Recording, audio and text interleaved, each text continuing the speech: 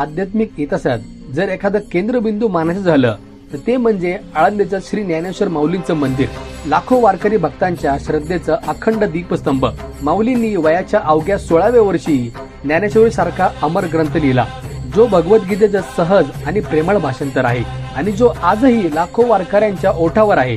पंढरपूरचा वारी सोहळा, ज्यात शेकडो मैल पायी चालत वारकरी विठ्ठल दर्शनाकडे निघतात, त्या वारीचा गाभा म्हणजे आळंदी. 13व्या शतकात माऊलींनी वयाच्या 21व्या वर्षी संजीवन समाधी घेतली, म्हणजेच मृत्यू न येता चेतना आणि आत्मशक्ती यांना जिवंत ठेवून समाधीस्थ झाले, असा भक्तांचा दृढ विश्वास. पण 1972 मध्ये याच विश्वासाला चॅलेंज केलं गेलं. काही वैज्ञानिक प्रवृत्तीच्या कार्यकर्त्यांनी या श्रद्धेचं सत्य तपासायचं ठरवलं आणि गरज पडलीच तर माऊलींची समाधी उघडण्याचा देखील त्यांचा मानस होता. पण नेमकं पुढे काय झालं, ही सर्वच गोष्ट उलगडून सांगणारा आपला हा व्हिडिओ. नमस्कार, स्वागत आहे आपल्या या रापचिक व्हिडिओमध्ये. सन 1972 भारत एका नव्या वाटेवर होता. देशात नव्या सामाजिक चळवळी उभ्या राहत होत्या.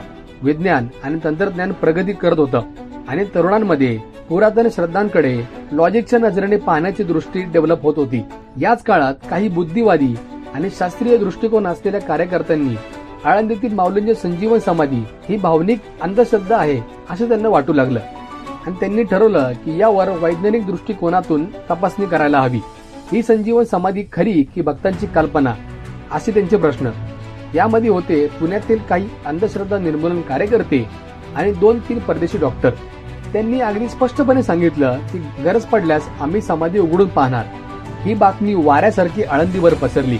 आळंदीतील वातावरण ढवळून निघालं. भाविकांमध्ये राग, दुःख आणि अस्वस्थता स्पष्ट दिसत होती.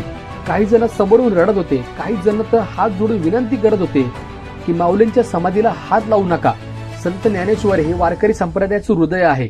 समाधी म्हणजे केवळ दगडमाती नव्हे, तर ती भक्तांचं एक चैतन्य आहे.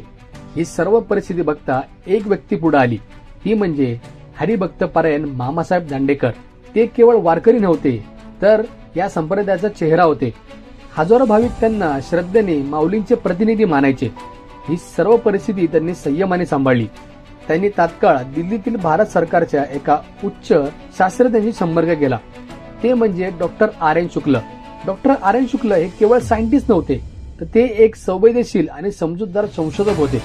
त्यांनी हे सर्व ऐकताच एक गोष्ट स्पष्ट केली की समाधी उघडण्याची गरज नाही, आपण समाधी भोवतीच्या एनर्जीचा अभ्यास करू. त्यानुसार सर्व तयारी सुरू झाली. दुसरा दिवस उजाडला. पुण्यातून 100-200 लोकांनी भरलेला ट्रक हा आळंदीच्या दिशेने निघणार अशी बातमी वारकरी संप्रदायात